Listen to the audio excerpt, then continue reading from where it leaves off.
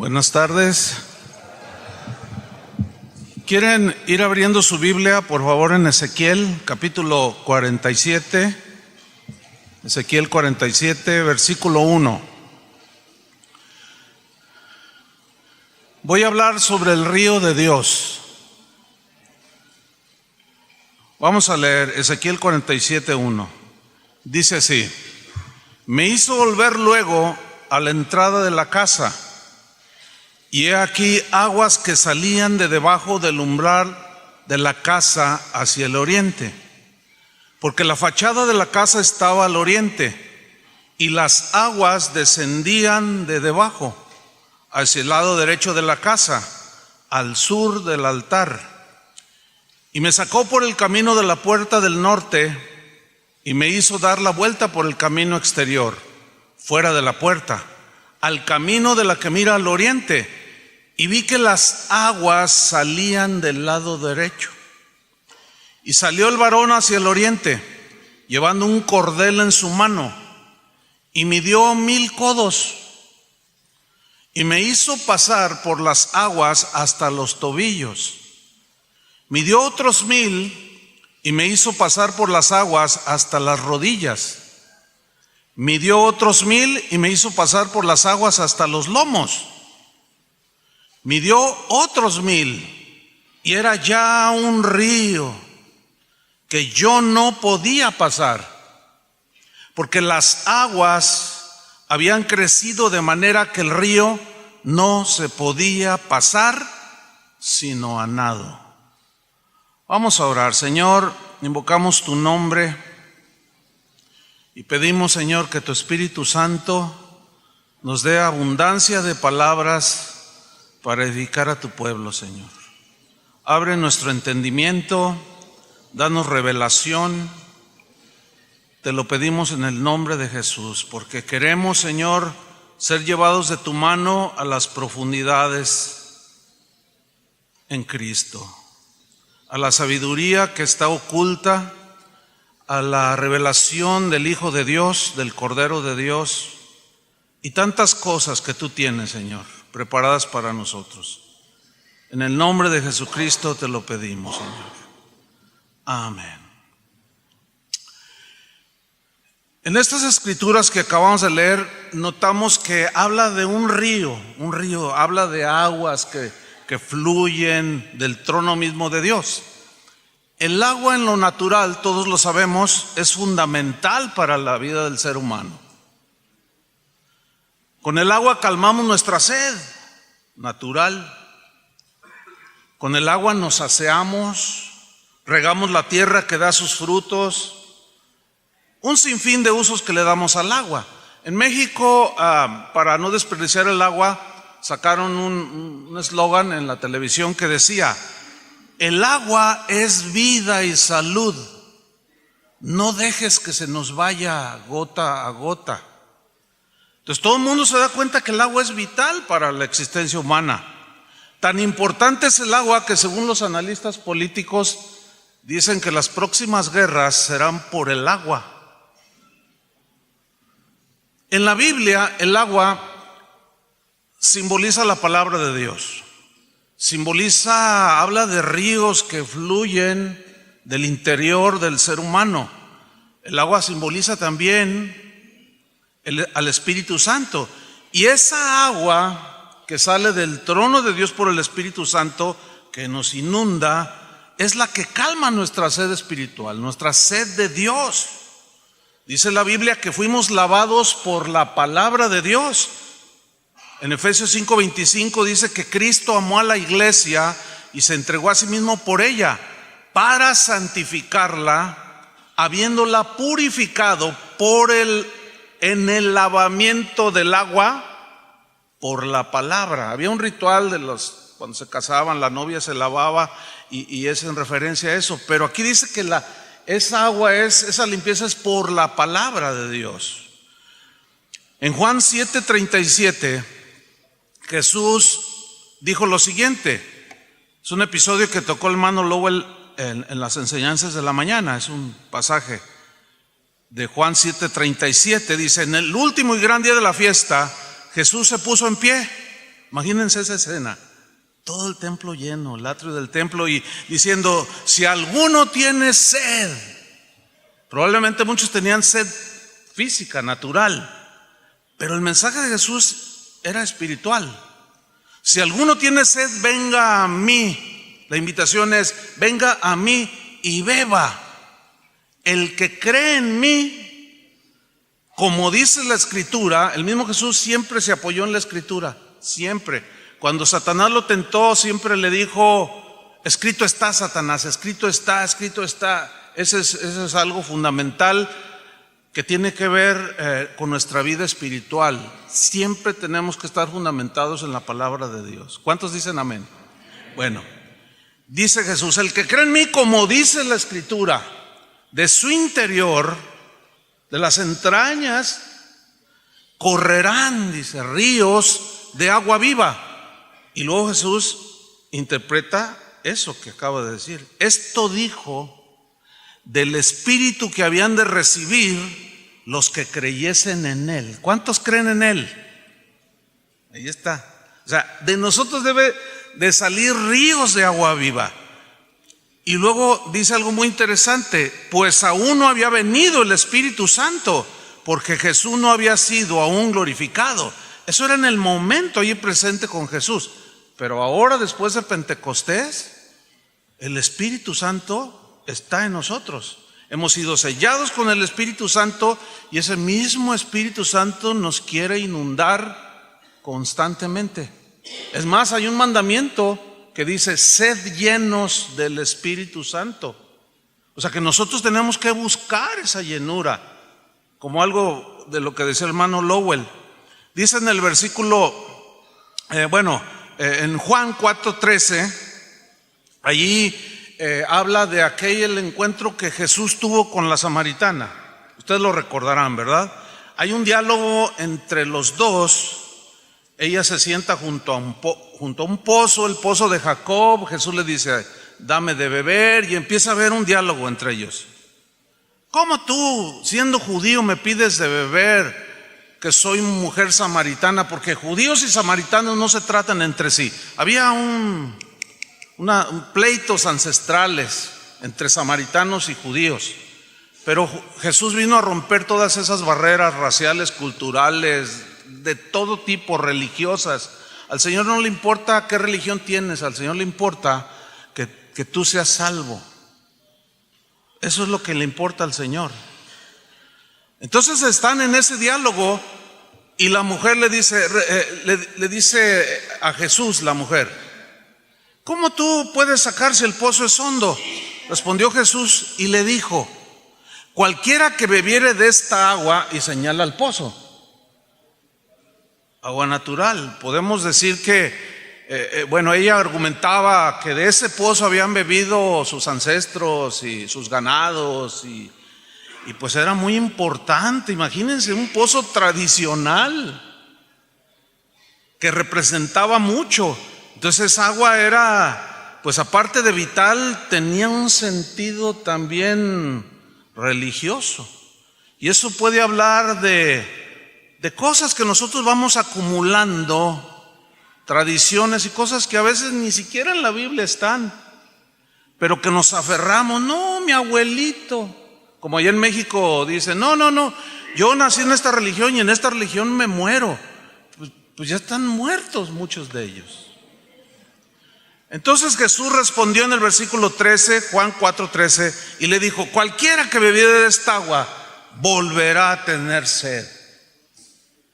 ¿Por qué le dijo eso? Porque no sería que quizás esta mujer samaritana le estaba dando una connotación también espiritual al agua natural. Le estaba atribuyendo a lo mejor poderes así, milagros, qué sé yo. Porque le dijo, si tú vuelves a beber de esta agua, si bebes de esta agua, vas a volver a tener sed. Entonces yo me imagino, pienso que ella reaccionó, ¿no? ¿Cómo? Pues si desde Jacob y los demás bebieron, ¿quién es este que está hablando conmigo? Y Jesús le sigue explicando, versículo 14, mas el que bebiere del agua que yo le daré, ¿Quién da esa agua? Jesús. Del agua que yo le daré, no tendrá sed jamás. Wow, pues eso suena a la mente natural no nacida de nuevo, suena fantasioso, ¿no? Pero como la mujer y como todos los seres humanos, nada más nos gusta lo que nos conviene. En los textos más abajo le dijo: dame de esa agua para que no tenga que venir a sacarla.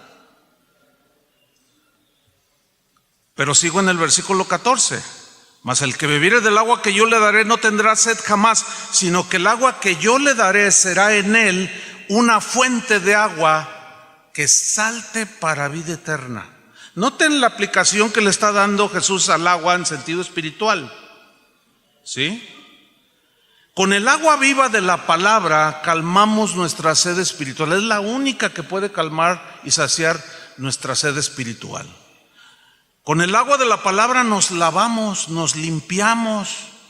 Santifícalos en tu verdad, tu palabra es la verdad.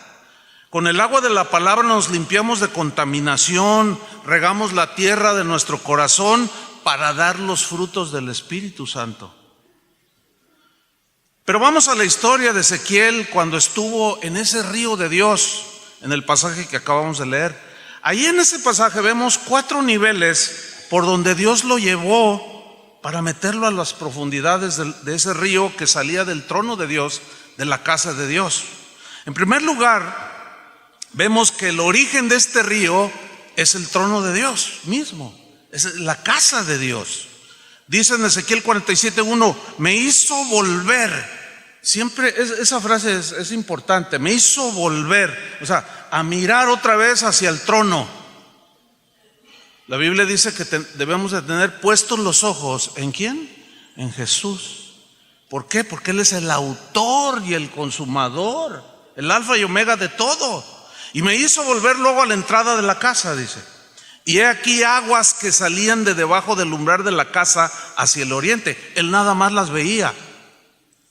Vio esas aguas, las vio. Porque la fachada de la casa estaba al oriente y las aguas descendían de debajo hacia el lado derecho de la casa, al sur del altar. El río que vemos aquí simboliza o representa la vida, así como un río da vida por donde corre, hace la tierra fértil, tiene vida un río. Este río simboliza la vida que proviene de Dios, las bendiciones que fluyen del trono de Dios. Es un río caudaloso, pero a la vez es un río manso, pero a la vez es un río profundo. Un río que se extiende a medida que fluye y que es un río de bendiciones. Ese río es mencionado en otros textos, como por ejemplo en Apocalipsis 22:1. Dice: Dios después me mostró un río limpio de agua de vida, resplandeciente como el cristal, que salía del trono de Dios y del Cordero. Ahí está otra vez ese río. En medio de la calle de la ciudad y a uno y otro lado del río estaba el árbol de la vida. ¿Ven cómo donde tocan las aguas de este río hay vida? Las palabras que yo les he hablado, dijo Jesús, son espíritu y son ¿qué? Vida. Todo lo que toca ese río da vida. Y estaba el árbol de la vida que produce 12 frutos, dando cada mes su fruto. Y las hojas del árbol eran para sanidad de las naciones. Es decir, todo servía. Todo era útil y beneficioso y de bendición. Versículo 3, y no habrá más maldición, y el trono de Dios y del Cordero estará en ella, y sus siervos le servirán. ¿Cuántos son siervos de Dios? Necesitamos la vida de ese río. ¿Están de acuerdo conmigo? Lo necesitamos. Porque ese río habla de las bendiciones del Evangelio, de la palabra de Dios para todo aquel que cree, porque el Evangelio tuvo su origen en el corazón de Dios. El Evangelio son las buenas nuevas para la humanidad. El Evangelio habla del perdón de Dios para todo aquel que cree. El Evangelio, la palabra de Dios, es vida para el que recibe ese río que sale del trono de Dios. La palabra de Dios, el Evangelio, es el que nos va moldeando. La palabra de Dios es la que nos da carácter, el carácter de Cristo. La palabra de Dios es la que nos ilumina en nuestro caminar en medio de este mundo en tinieblas. Dios quería llevar a Ezequiel por ese río de vida. Dios quiere llevarnos a cada uno de nosotros, así como a Ezequiel, a ese río de vida. Y Dios hizo pasar a Ezequiel en 4 etapas, 4 niveles que podrían representar la vida de un cristiano nacido de nuevo. El primer nivel lo encontramos en el versículo 3. Dice que salió el varón hacia el oriente llevando un cordel en su mano y midió 1000 codos. Y luego dice Ezequiel algo interesante: me hizo pasar, o sea, me llevó por las aguas del río, así en la orillita, por las aguas hasta los tobillos. O sea, hasta los tobillos es un nivel pues muy bajito, ¿no? Bueno, este nivel nos habla de los inicios de la vida cristiana. Somos bebés espirituales, somos bebitos, niños, bebés en Cristo. Este primer nivel es muy hermoso porque así como un bebé cuando está recibiendo el alimento de su madre, que el bebé está embelesado y se le queda viendo a su madre, y la madre también, y hasta se ríen los bebés. Ellos palpan, sienten esa interacción con su madre. Bueno, en este primer nivel es muy hermoso porque estamos como en el primer amor. ¿Se acuerdan de cuando se convirtieron al Señor? Yo lo tengo presente, hace ya 42 años, inolvidable. Es esa etapa donde Dios nos da muchas muestras de amor, de cuidado. Yo recuerdo haber tenido que 2 meses de haber estado convertido, y al momento, adoramos al Señor, en el momento que se recogió la ofrenda, el Señor me dijo: da todo lo que tienes, porque fue el Señor. En aquel entonces no era como hoy que manipulan cosas, ¿no? No, yo sentí al Señor que me dijo: da todo lo que tienes. Le dije: ¿y cómo me voy en el bus? Dice: tú da todo. Y así como un niño, así sin decir más, yo puse todo lo que tenía. Cuando termina la reunión y salgo, digo: ay, pues yo vivía como a unos 10 kilómetros. Dije: bueno, pues me voy caminando, no traigo para ¿cómo dicen acá? El transporte, pues, colectivo. Entonces yo dije: ay, Señor, ¿y si tú me dieras para el transporte? Y ahí estoy yo parado en la esquina de una calle. ¿Y si tú me dieras para el transporte, Señor? Miren, hermanos, yo sé que esto que estoy diciendo algunos no lo creen, pero no me interesa que no lo crean. Y hermanos, porque hay cristianos hoy que dicen: ya Dios no habla así, Dios habló ya por la Biblia. Eso de que Dios me habló y me dijo, es cierto, ha habido muchos abusos, pero eso no elimina que el Espíritu Santo nos sigue hablando al interior del corazón, ¿sí o no? Me dijo: mira hacia abajo. Y yo miré, y era una moneda de 20 centavos. En aquel entonces costaba el transporte 40 centavos. Y era una moneda de 20 centavos. Yo la vi y dije: se le cayó a alguien, pero ya estaban las calles solas. Y recogí y dije: Señor, ¿a poco me vas a dar los otros 20 centavos? Y caminé otra cuadra, me paré en la esquina y me dice: mira hacia abajo. Y miré, sí, había otra moneda de 20 centavos. Yo dije: ¿qué es esto? Bueno, ese es el primer nivel. Yo me acuerdo que lo que le pedía me lo daba. Era algo maravilloso. Sentía su cuidado, su protección. Claro, era un bebé. Sin embargo, este nivel se caracteriza por la inmadurez, lo superficial de la conducta. Los pensamientos son muy superficiales, muy carnales, muy del mundo. La mente carnal tiene una influencia muy notoria en ese primer nivel. En ese primer nivel tomamos decisiones muy emocionales, muy sentimentales. Y como dijo Pablo, cuando yo era niño, hablaba como niño, pensaba como niño y juzgaba como niño. Ahora, ¿cómo habla un niño? Todos sabemos cómo habla un niño, ¿no? ¿Cómo piensa un niño? ¿Cómo juzga un niño? Yo recuerdo haber hecho la prueba de cómo juzga un niño con mis propios hijos. Yo le decía a David, mi hijo, a ver hijo, siéntate, vamos a comer. ¿Qué quieres de comer? Mira, hay papas fritas, una hamburguesa y una Coca-Cola. Y acá hay vegetales, un trozo de pollo asado. ¿Qué quieres? Y luego me decía, me miraba así, pues la Coca-Cola.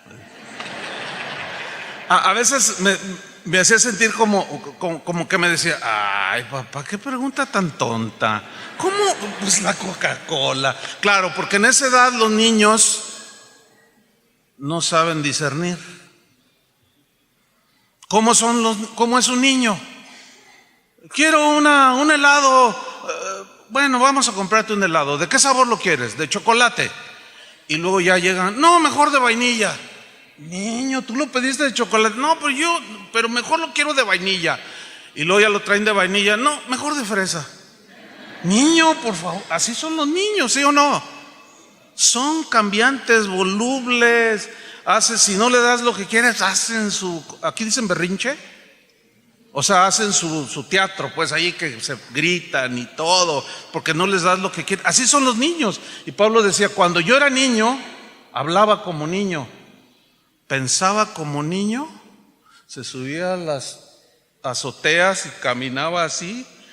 Y el papá, porque no juzgamos bien, no medimos los peligros cuando somos niños. Hay una inmadurez total, así como los corintios. Pablo les dijo, yo no les puedo hablar como a maduros porque son niños espirituales, son bebés, son niños en Cristo. En este primer nivel, con el agua a los tobillos, bueno, ya estás en el río de Dios, pero es un nivel muy bajo. En este nivel todavía tenemos todas las cosas bajo nuestro control y dominio. Todavía hacemos lo que queremos. Si quiero voy a la congregación, si no, o sea, se distingue por eso. El agua llega solo a los tobillos. En esta etapa confiamos mucho o demasiado en nuestros propios recursos, en nuestro talento. Y si tenemos una carrera universitaria, pues todavía más, ¿verdad? Confiamos mucho en la sabiduría humana. No, pues es que yo estudié filosofía y letras o qué sé yo sé mucho de los clásicos y cuando escucha alguna predicación no sabe mucho de la Biblia, no entiende quizá mucho, pero cuando oye algunas citas que Pablo hacía de algunos filósofos como los epicúreos o algunos otros, los estoicos, dice, sí, Zenón, no. Entonces, pues eso como que yo sé algo. He leído algo. Todavía en esa etapa se caracteriza por esas reacciones. Sin embargo, nuestras acciones también están en ese mismo nivel. Son muy carnales. Los celos, las envidias, las contiendas se dan mucho. Yo quiero estar en el grupo que le canta al Señor. Yo tengo mejor voz que aquel. Pero escogen a otro. Dicen, es que no me han oído. Y empiezan los celos. Y luego va el celoso con el pastor, le dice, yo lo vi fumando. Y no es cierto. Para que lo quiten y lo escojan a él. Yo sé de lo que estoy hablando porque yo viví esa etapa. Y es pero notorio. Hay celos, hay envidias, contiendas, disensiones. Todo esto es muy notorio.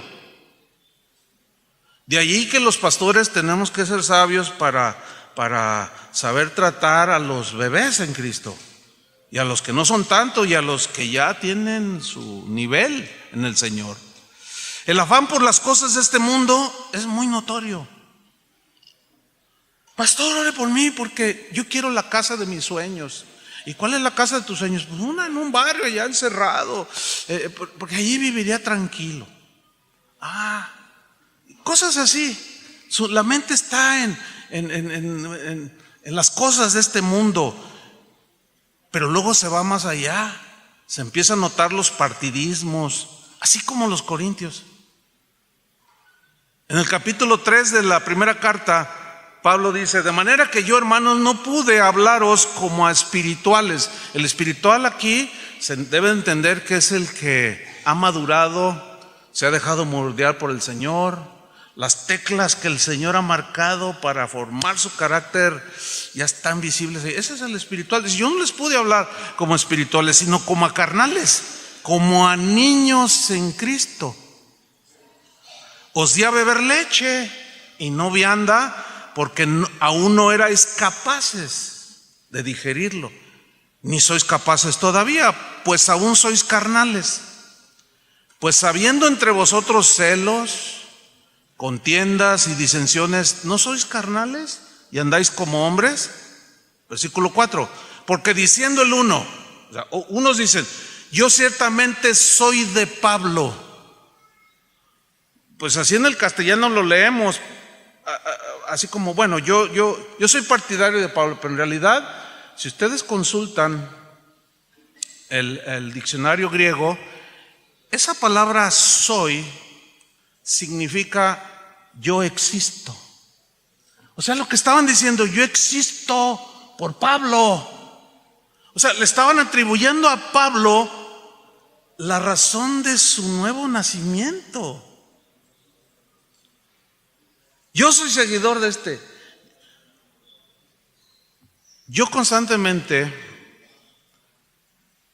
trato de, cuando predico en mi congregación, dentro de las instrucciones les marcamos de que no pierdan su mirada en Cristo. Es cierto que deben de tener su mirada en Cristo al 100%. Eso es lo que dice la Biblia. Aunque también dice que las ovejas deben de considerar la conducta de sus pastores. O sea, también nos están viendo. Sin embargo, nosotros mismos tenemos que explicarles una y otra vez que la razón de nuestro existir es Cristo. Porque nosotros mismos, los pastores, existimos por Cristo. Él es el que nos dio la vida. Y es difícil batallar con el corazón que es dado a la idolatría. Probablemente, si algunos han visto nuestras enseñanzas, han oído que yo digo constantemente esto. No, porque a veces hay gente que viene y: pastor, ay, usted, así. Le digo: no, yo no. Entiendan, por favor, no somos nosotros, es Cristo. Mire, una vez en un país sudamericano había unas reuniones muy numerosas en estadios. Todas las reuniones eran en estadios de 50, 60, 70 mil personas. Cuando entramos por un lado del estadio para ir a la cancha donde estaba la plataforma, estaba la gente esperándonos entrar.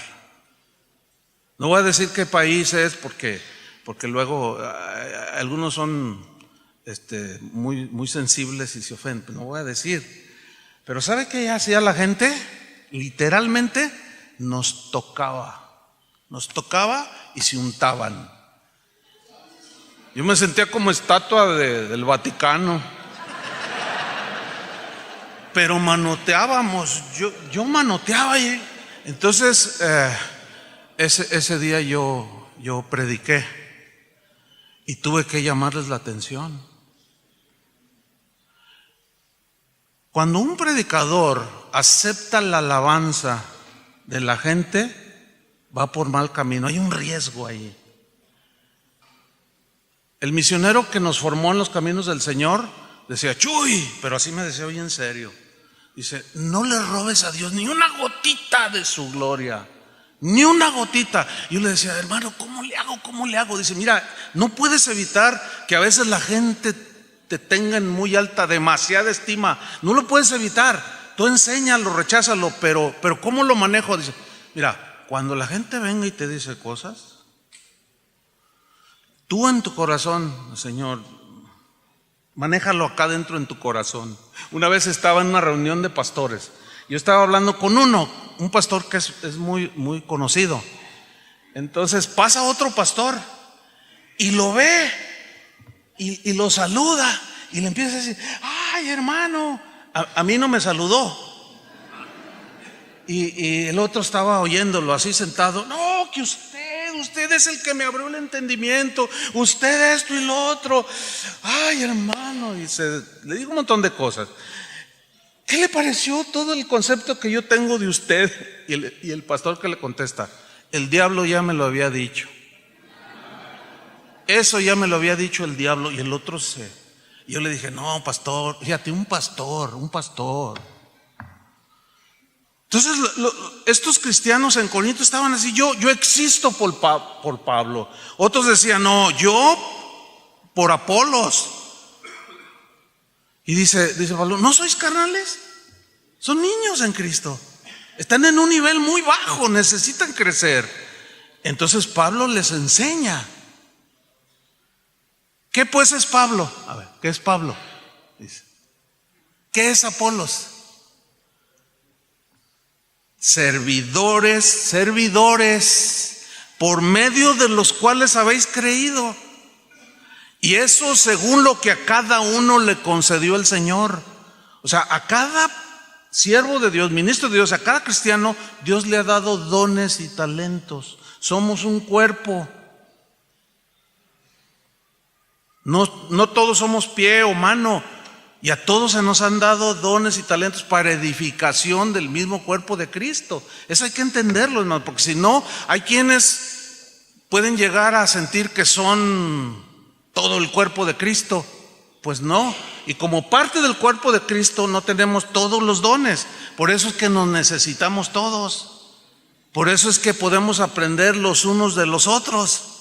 Y luego todavía Pablo abunda más y dice: yo planté, ciertamente me tocó, pero Apolos vino y regó. Apolos era un predicador poderoso, dice la Biblia. Yo planté y Apolos regó, pero el crecimiento, ¿quién lo da? Lo da el Señor. Cuando yo escucho: les voy a dar una estrategia de crecimiento de la iglesia, como si nosotros fuéramos los que producimos el crecimiento. Bueno, por medio de mercadología, podemos en nuestra humana sabiduría provocar que la gente venga y entre en las iglesias, que es lo que se estila el día de hoy. Pero el verdadero crecimiento, miren, toda planta que el Padre no plantó será desarraigada. El crecimiento lo ha dado Dios. Y luego todavía más, en el versículo 7 dice: así que ni el que planta es algo, ni el que riega. Algo significa, no es ninguna cosa extraordinaria. ¿Se imaginan a Pablo diciendo: yo soy una cosa, ¿qué soy yo? Yo no soy nada.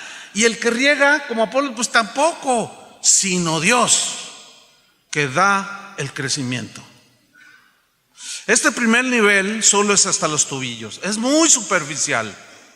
Dios no quería que Ezequiel se quedara en ese nivel caracterizado por la inmadurez, y lo llevó a un nivel un poco más profundo. El mismo deseo de Dios es para nosotros. No quiere que nos quedemos en ese primer nivel. Es un nivel tan bajo de compromiso, tan bajo de consagración, de falta de carácter. Por consiguiente, Dios tuvo que llevar a Ezequiel un poco más adentro en el río de Dios. En Hebreos 6:1, en la versión traducción viviente, dice así: así que dejemos de repasar una y otra vez las enseñanzas elementales acerca de Cristo. Por lo contrario, sigamos adelante, fíjense cómo dice esta versión, hasta llegar a ser maduros en nuestro entendimiento. En la versión en lenguaje sencillo, este versículo se lee así: por eso, sigamos aprendiendo más y más, hasta que lleguemos a ser cristianos maduros. Entonces Dios toma a Ezequiel y lo lleva a un segundo nivel. Versículo 4, 47:4 de Ezequiel. Dice, midió otros 1000 y me hizo pasar por las aguas hasta las rodillas. Bueno, ahí en las piscinas, en los chapoteaderos, para los niños están, ¿cierto? Hay otras que te llegan a las rodillas y tú estás con tu bebé. El bebé, si lo sueltas, se te ahoga, así en un nivel. Pero tú andas ahí, tú tienes dominio y control de todo, y en fin, hasta las rodillas. En este nivel de la vida cristiana, todavía tenemos mucho de nosotros. Eso de negarnos a nosotros mismos es todavía desconocido. Seguimos confiando en nuestras propias fuerzas. Puede que ya tengamos un poco más de conocimiento de las Escrituras. Sin embargo, nuestras reacciones todavía siguen controladas por la carne. Nuestro orgullo sigue con la cara erguida. Nuestro yo, el ego, todavía está allí, bien levantado. Nuestra conducta en ese segundo nivel todavía no va muy de acuerdo con las revelaciones que Dios nos ha dado, porque ya escuchamos más mensajes, oímos la palabra de Dios y decimos, y empezamos a entender algunas cosas de la Biblia. Nosotros decimos, Dios me reveló esto, pero nuestra conducta no va de acuerdo con esas revelaciones que vamos teniendo, así como Pedro. ¿Se acuerdan que quién dicen los hombres que yo? Tú eres el Cristo, el Hijo del Dios viviente. Qué tremenda revelación. No te lo reveló carne ni sangre, sino mi Padre. Y en pocas horas estaba cortándole la cabeza a uno. Sacó la espada y lo quiso partir en dos.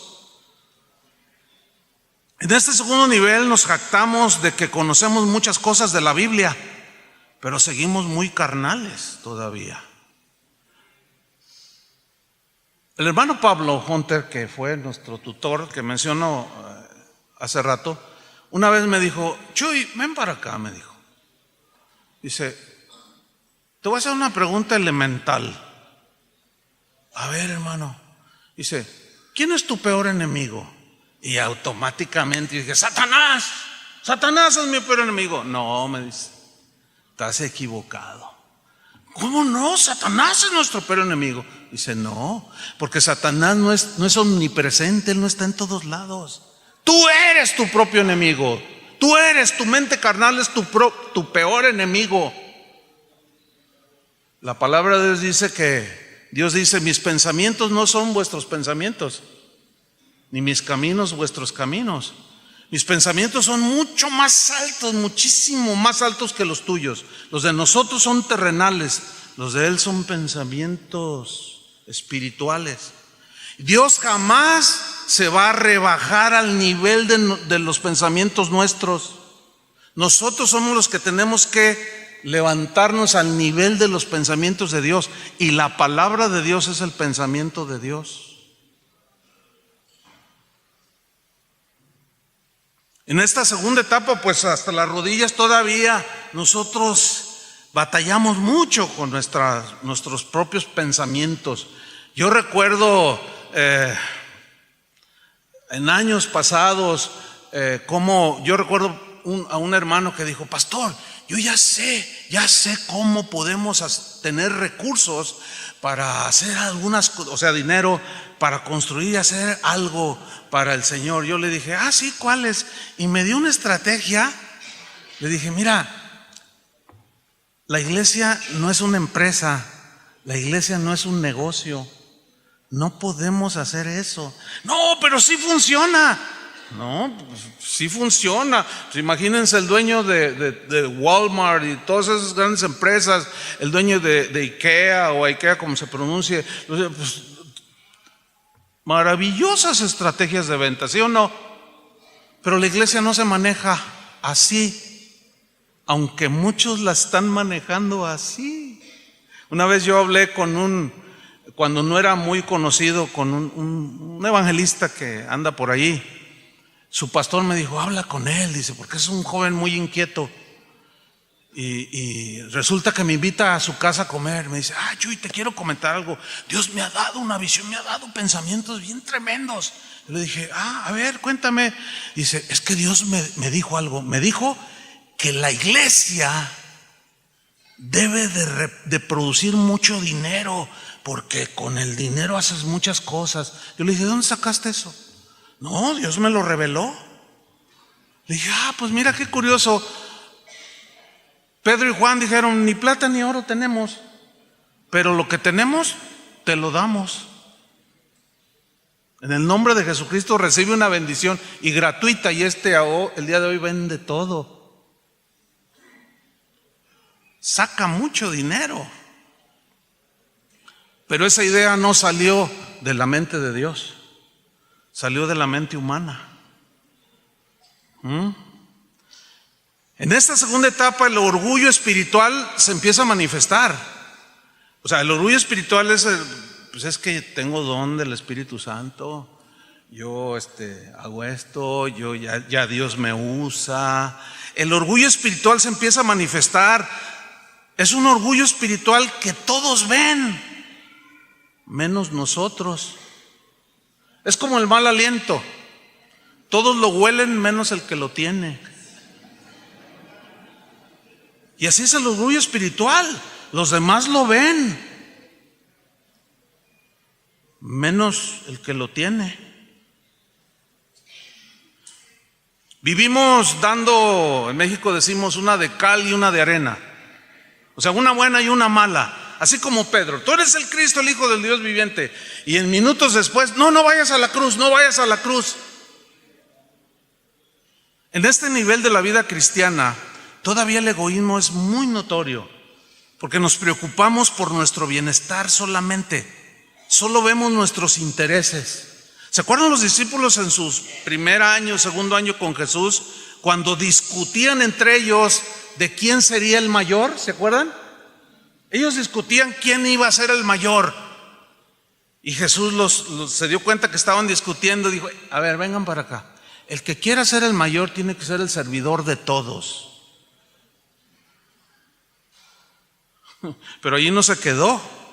Ellos estaban creciendo, obviamente. ¿Recuerdan cuando llegaron delante de Jesús y, Señor, concédenos que en tu reino nos sentemos uno a tu derecha y otro a tu izquierda? Dice que los demás oyeron y se enojaron, pero se enojaron porque les ganaron.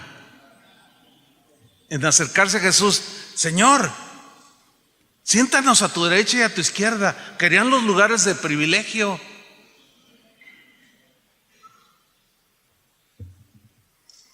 ¿Se acuerdan cuando Jesús dijo, ustedes no sean como ciertas personas que andan ahí, o sea, los fariseos?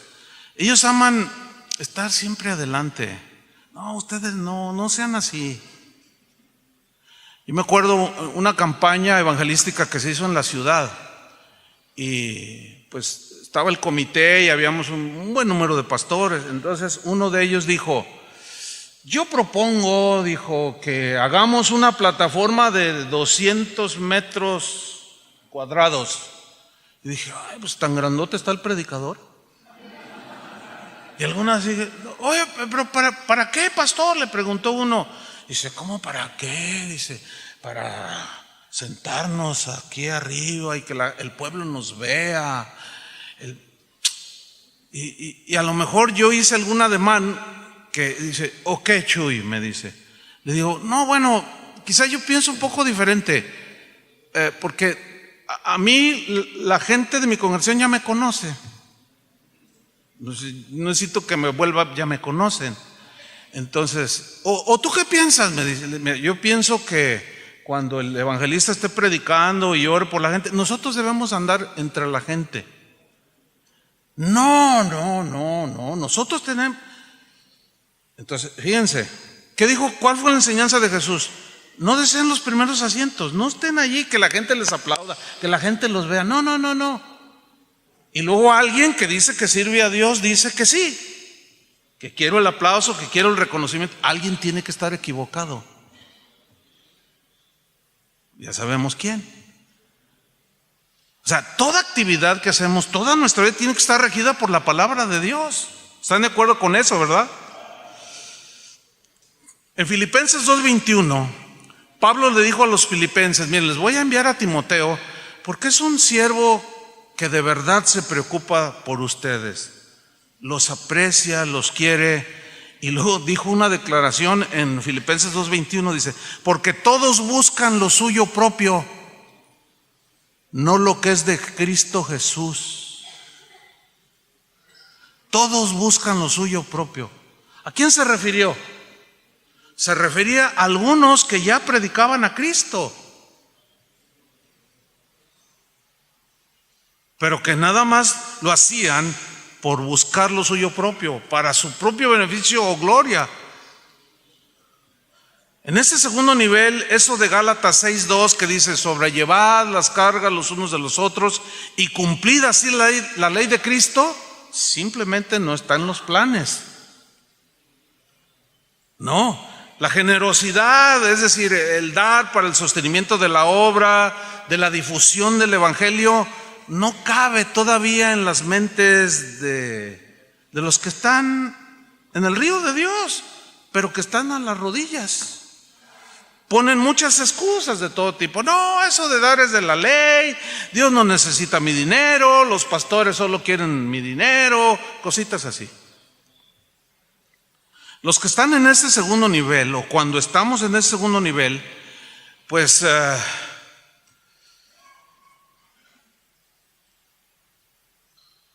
en ese segundo nivel, fíjense lo que empieza a suceder.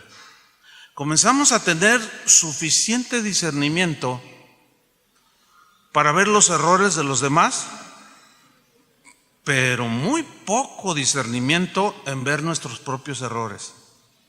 O sea, ya hemos crecido poquito, porque ya podemos ver, pero tenemos mucho discernimiento para ver los errores de los demás, pero menos los míos propios, los nuestros. Este nivel es peligroso, hay peligro allí. Hay quien se ha ahogado en una bañera con medio metro. ¿Usted sabe eso, no? Por alguna razón se caen, se golpean o no se pueden levantar y se ahogan. Gente adulta. Es peligroso este nivel. Es peligroso porque si nos quedamos allí estancados, se estará formando un terrible fariseo que se cree muy santo y que enseña cosas de Dios, pero él ni con un dedo las mueve. La hipocresía empieza a desarrollarse y la careta de piedad aparece continuamente. Apariencia de piedad. Pues ya sabe muchas cosas de Dios, sabe orar, etcétera, etcétera, pero algo en su vida todavía está muy superficial. A esos Jesús les dijo en Mateo 7:3: ¿y por qué miras la paja que está en el ojo de tu hermano y no echas de ver la viga que está en tu propio ojo? ¿O cómo dirás a tu hermano: déjame sacar la paja de tu ojo, y he aquí la viga en el ojo tuyo?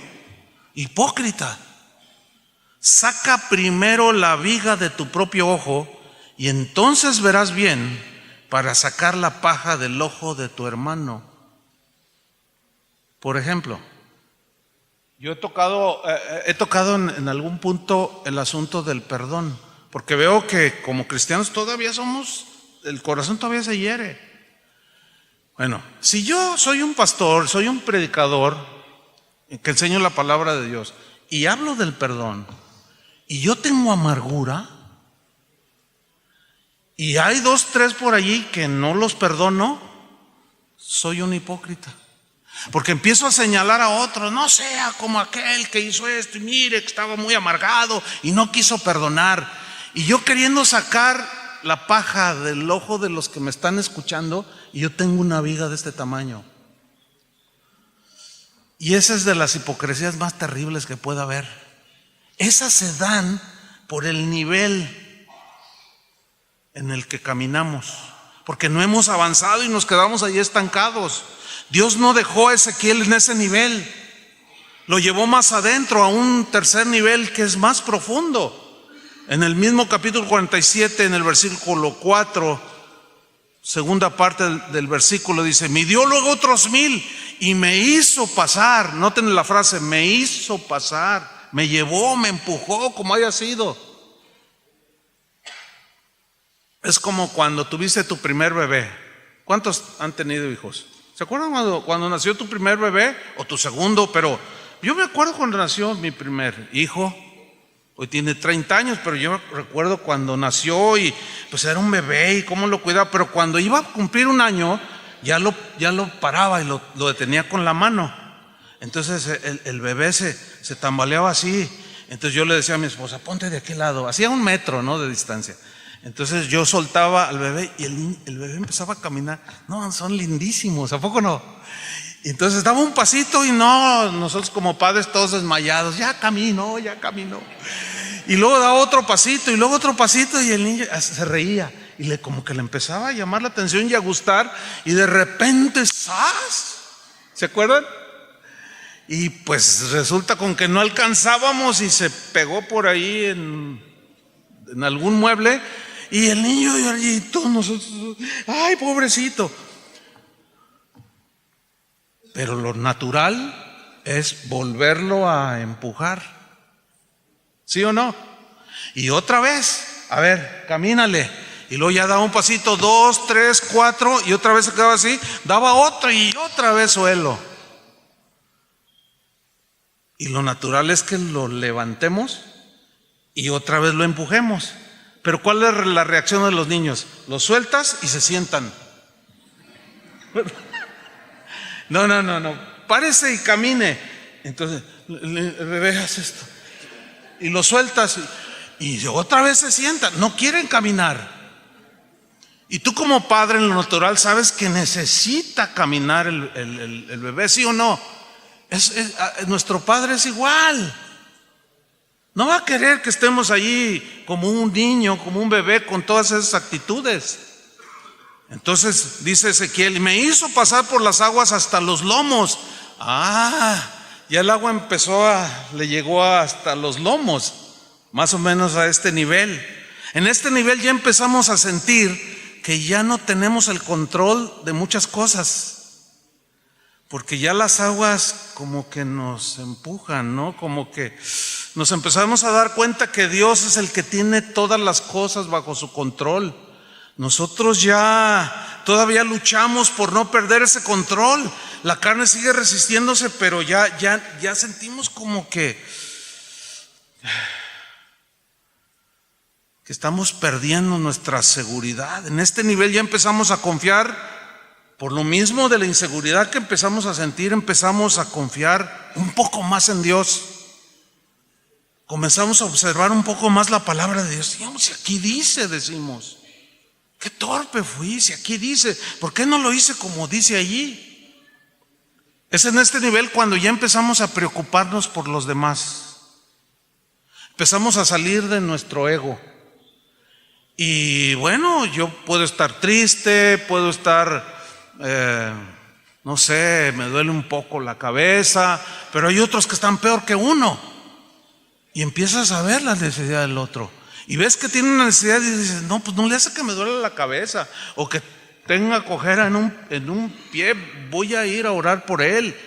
Eso ya se empieza a dar en este nivel.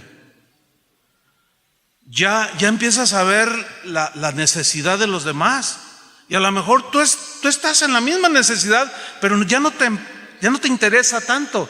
¿Por qué? Porque tu corazón ya como está más impregnado del agua de Dios,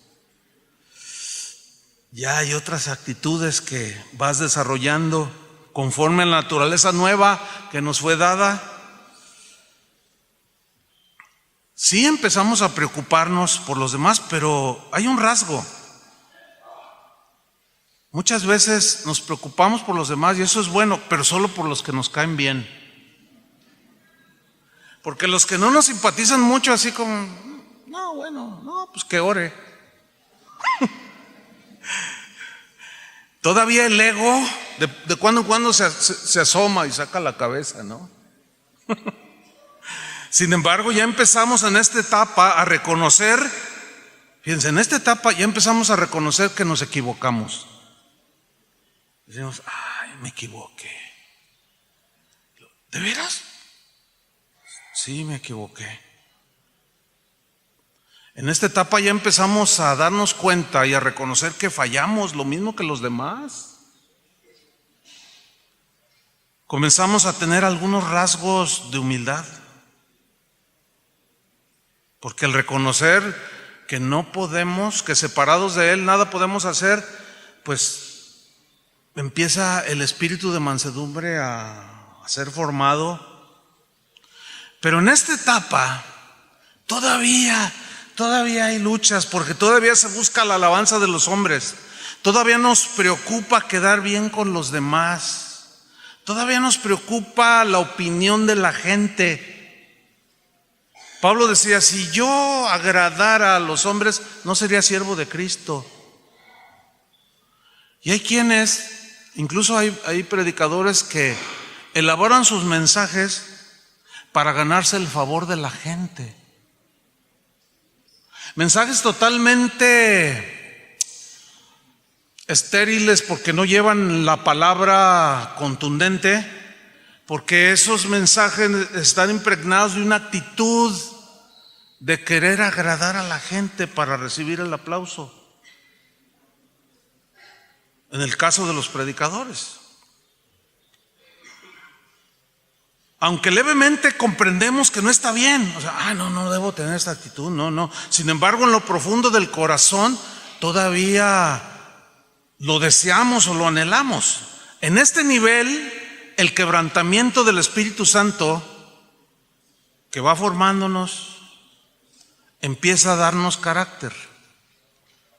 En este nivel Dios permite la humillación para doblegar nuestro orgullo, para quebrantar nuestro orgullo, aunque todavía hacemos mucha resistencia al trato de Dios y a veces hasta nos peleamos con Dios y a veces hasta le reclamamos a Dios. Y lo que es peor, a veces, una vez yo escuché una enseñanza, dije, mira nada más hasta dónde hemos llegado. Un predicador que estaba hablando del perdón y de pronto dijo, pero algunos deben de perdonar a Dios. Yo dije, ¿de perdonar a Dios? Si Dios no se equivoca, ¿cómo de perdonar a Dios? Esa es una aberración de decirle a la gente que perdone a Dios. ¿De qué tenemos que perdonar a Dios? Él es el que nos tiene que perdonar a nosotros, ¿sí o no? Él es el justo, el santo, el bueno. Pero sin embargo, ahí en ese nivel se manifiestan todas estas cosas. Dios no quería que Ezequiel quedara allí y lo quería llevar a otro nivel y lo lleva a un cuarto nivel. Ezequiel 47:5, midió otros 1000, dice Ezequiel, y era ya un río que yo no podía pasar, dice. Porque las aguas habían crecido de tal manera. Acuérdense que el río es las aguas de Dios, la palabra de Dios, todo lo que sale del trono de Dios, del corazón de Dios, porque las aguas habían crecido de manera que el río no se podía pasar sino a nado. Resistir ese río que da vida, a la vez quien lo resiste puede morir. Mire, una vez yo tuve una experiencia en las costas de Jalisco, donde yo vivo, en México. Fui con eran 2 misioneros y un pastor y me invitaron a pescar. Entonces, para llegar a donde estaban los peces, teníamos que irnos muy temprano y caminar por el mar. Llevábamos viseras y etcétera. No llevábamos tanques. Y tenía que ser a cierta hora, porque después de esa hora el nivel del agua sube y ya no podíamos llegar a donde ellos sabían que estaban los peces. Entonces, por alguna razón, perdimos algunos minutos tomando un café o algo. Y bueno, no, ya vámonos. Entonces vamos con todos los utensilios y llevábamos el agua. Cuando entramos, pues en la orillita, ¿no? Y pues vas caminando y no hay ningún problema. Y luego ya entramos un poco más y nos daba aquí hasta los lomos, aquí. Y llevábamos las cosas así, pero teníamos que hacerlo así, no había otra manera. A menos que tuviera en lancha, pero no teníamos una lancha. Y ahí vamos. Y de pronto yo sentí que una corriente por debajo de mis pies, y empecé a sentir que el nivel subía. Y uno de ellos gritó y dijo: avancemos rápido porque ya está subiendo el nivel. Entonces nos esforzamos y seguimos caminando. Yo trataba de dar unas zancadas, pero iba creciendo el nivel. De pronto ya no sentí el piso.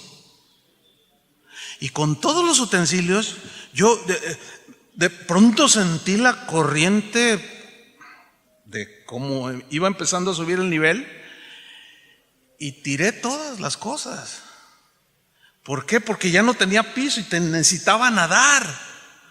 Entonces yo empecé a resistir ese nivel, esa corriente que me iba a arrastrar adentro del mar, del otro lado, porque pasaba de un lado a otro lado.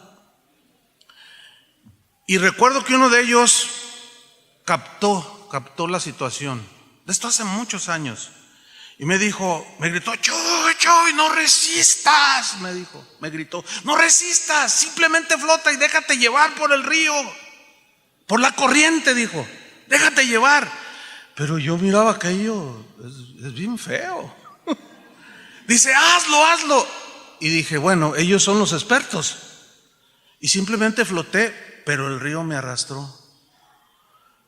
Yo perdí ya todo el control, nada más flotaba. No, fui a salir hasta allá, pero no me ahogué, aquí estoy. No resistí. Muchos resisten el río de Dios y se pelean con Dios y discuten con Dios y quieren saber más que Dios y no se dejan llevar por la corriente de Dios. Hay muchas otras corrientes, hay muchos ríos contaminados, ciertamente, pero estamos hablando del río de Dios. No lo resista. Dios tuvo que llevar a Ezequiel a este punto donde dijo: el río era tan fuerte, el caudal tan profundo, que yo no podía pasar, porque las aguas habían crecido de tal manera que el río no se podía pasar sino a nado. Yo no podía pasar, ya cubierto totalmente. Es en este nivel que Ezequiel ya no pudo pisar tierra. Ya no pudo. Y fue arrastrado por el río de Dios, por la corriente de Dios que da vida. Ezequiel ya no tenía el control de absolutamente nada. Es en este nivel que Ezequiel se dio cuenta que él ya no podía hacer nada, que ya empezaba en este nivel a entender: bueno, yo he trabajado más que todos, pero no yo, sino la gracia de Dios conmigo.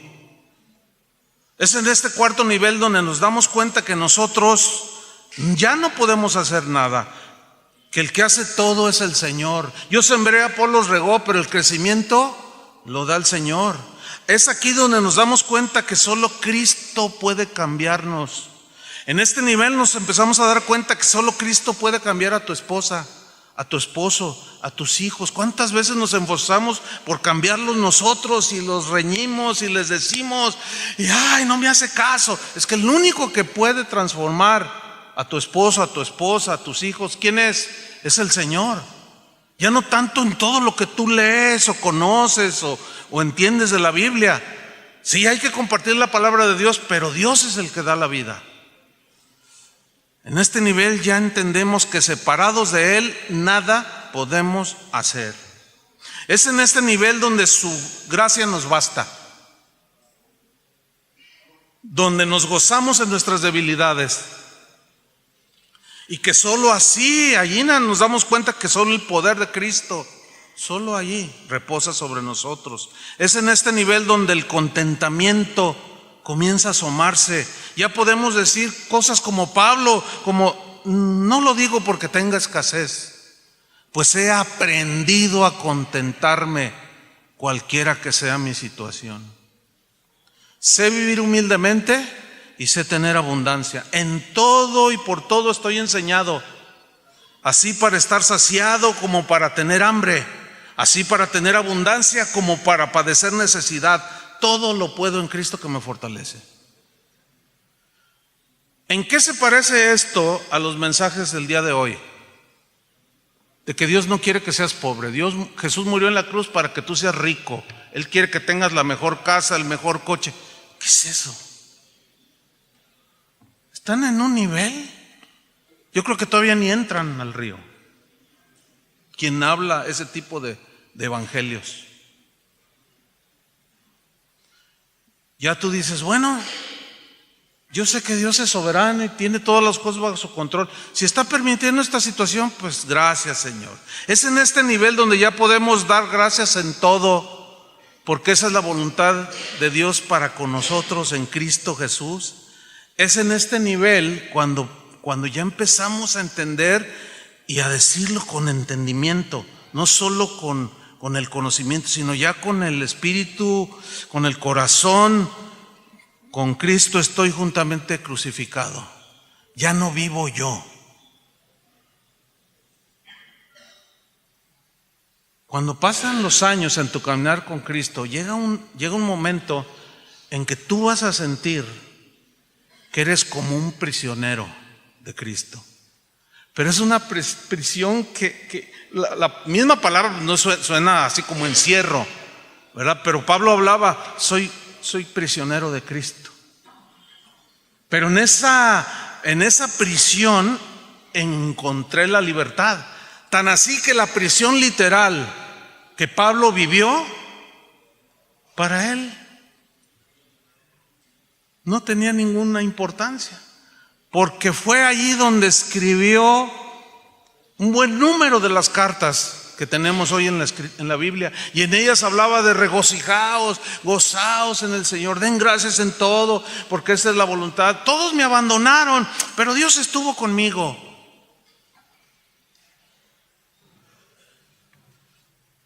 Con Cristo estoy juntamente crucificado, y ya no vivo yo, mas vive Cristo en mí. Y lo que ahora vivo en la carne, en este cuerpo, lo vivo en la fe del Hijo de Dios, el cual me amó y se entregó a sí mismo por mí. ¿Qué más puedo hacer yo sino entregar toda mi vida por Él? Cuando yo me convertí al Señor tenía 20 años de edad, hace 42 años de eso. Y mis amigos de entonces, estábamos en la universidad, todos me dijeron, qué desperdicio de vida, estamos jóvenes, la vida es para vivir, me decían. Pero yo ya había nacido de nuevo. Al paso de unos años, ellos se burlaron de mí y me dijeron que yo había desperdiciado mi vida. Pero al cabo de unos 10, 15 años, mis 7 amigos desde la secundaria a la universidad, todos han muerto. Unos de drogas, por drogas, otro lo mató, un hombre porque se metió con la mujer, terrible. Y yo sigo disfrutando la vida de Dios. No fue un desperdicio. Eso dice la gente. Pero yo le entregué a Dios lo mejor de mi juventud. Hablaba con alguien aquí, le dije, mira, cuando yo tenía 30 años, porque ya cuando pasan los años ya no es la misma resistencia física, aunque se va desgastando el hombre exterior, el interior se va renovando. Pero yo recuerdo que a los 30 años a veces ni dormía compartiendo la palabra de Dios. Ahora ya se cansa el cuerpo y el espíritu quiere, pero pues ya el cuerpo se va deteriorando. Citando de nuevo al hermano Pablo Hunter, él una vez escuchó a un pastor que dijo, yo ya dentro de un par de años me voy a jubilar. ¿Cómo? ¿Tú te vas a jubilar? Él era norteamericano y hablaba así como Mano Lowell, con ese acento, ¿verdad? Pero muy entendible. Y decía, ¿cómo? ¿Tú te vas a jubilar? Pues sí, yo me voy a jubilar. Y él dijo, no. Entonces yo le dije, hermano Pablo, ¿usted cuándo se va a jubilar? Dice, mira, ¿sabes cuándo yo me voy a jubilar? ¿Cuándo, hermano? Cuando se jubile el diablo. Dice, yo me voy a morir predicando. Y ¿saben? Se murió predicando. Casi 100 años tenía cuando murió. Su último mensaje lo dio en la cama. Ya estaba ciego, ya no caminaba. La gente iba a su casa para que le hablara la palabra de Dios. Cuando él murió yo viajaba mucho más que ahora. Y oraba al Señor, le decía, Señor, porque uno sabe por sentido común. Yo oraba y decía, Señor, permíteme que cuando te lo lleves yo esté allí.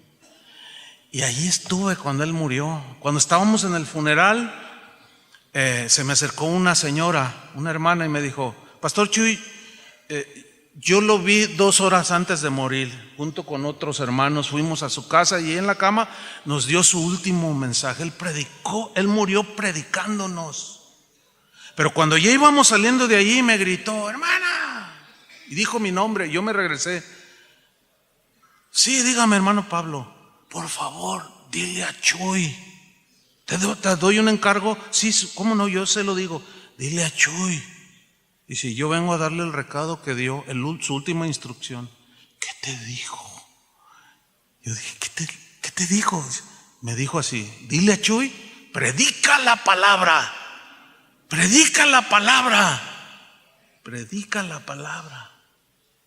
Toda su vida vivió predicando la palabra de Dios. Con un denuedo y una pasión. Y murió predicando la palabra de Dios. Aquí hay muchos jóvenes. No es un desperdicio, jóvenes, entregarle su vida al Señor. De ninguna manera lo es. Es lo mejor que pudieron haber hecho. Si yo volviera a nacer y me volvieran a predicar, yo digo, Señor, que a los 4 años, bueno, el hermano Pablo se convirtió a Cristo, nació de nuevo cuando tenía 8 años de edad. Imagínense, más de 90 años conociendo a Cristo. Era un hombre de Dios. Él nadó en el río de Dios y siempre nos invitaba y a veces nos empujaba y uno resiste. No, entra al río de Dios. Es en este nivel donde los logros humanos los tenemos por basura. Y podemos decir como el apóstol Pablo, leo Filipenses 3:7 en la versión en lenguaje sencillo, pero gracias a lo que Cristo hizo por mí, ahora pienso que no vale la pena lo que antes consideré de valor. Es más, creo que nada vale la pena comparado con la enorme dicha de conocer a Jesucristo mi Señor. Por Cristo he abandonado todo lo que creía haber alcanzado. Ahora sé que eso solo es basura. De esa manera he conseguido tener ahora a Cristo en mi vida. Fíjate, los logros humanos. Lo que Pablo tenía por basura, hoy muchos lo tienen en su currículum. Nada más que la palabra griega que se traduce por basura, su más exacta traducción es estiércol. Y es fuerte esa palabra. Todo lo que yo pude haber logrado es estiércol. Y muchos ponen el estiércol por carta de presentación. Dice, no, ahora yo ya soy. Está bien estudiar y está bien, pero eso de que yo soy esto y que yo hice esto y que yo hice aquello y que yo fui el que esto, yo que...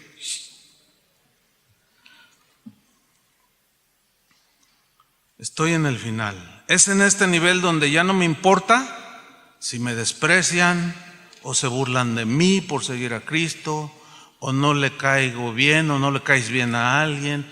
Ya tú oyes que alguien dice algo y te dice, ay Señor, bendícelo. Yo me acuerdo del hermano Pablo.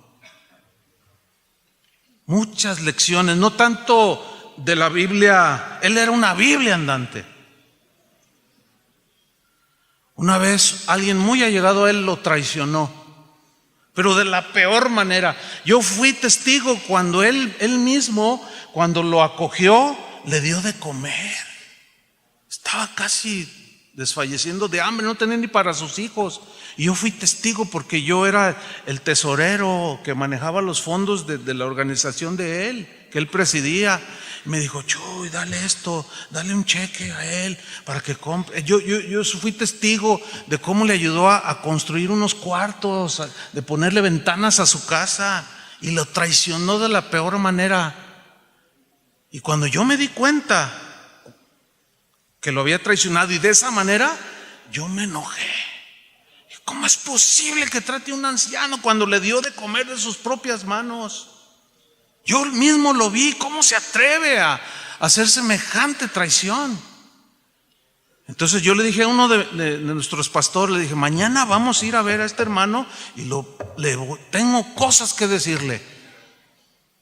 Pero este hermano sabiamente fue y le dijo al hermano Pablo: Chuy quiere ir a hablar con el traicionero. Y estaba yo en mi oficina y él era él llegaba y tocaba. Sí, adelante, soy yo, hermano. Pasa. Esa vez yo estaba en mi oficina y la puerta se abrió sola, pero hasta se golpeó en la pared. Y yo lo vi como nunca lo había visto. Sus ojos eran como de fuego. Y me mira así, yo estaba sentado y yo lo vi.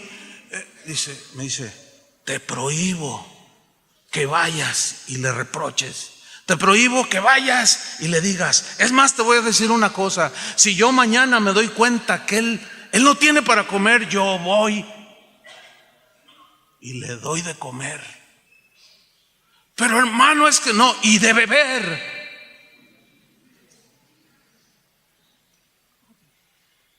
Me desarmó todo.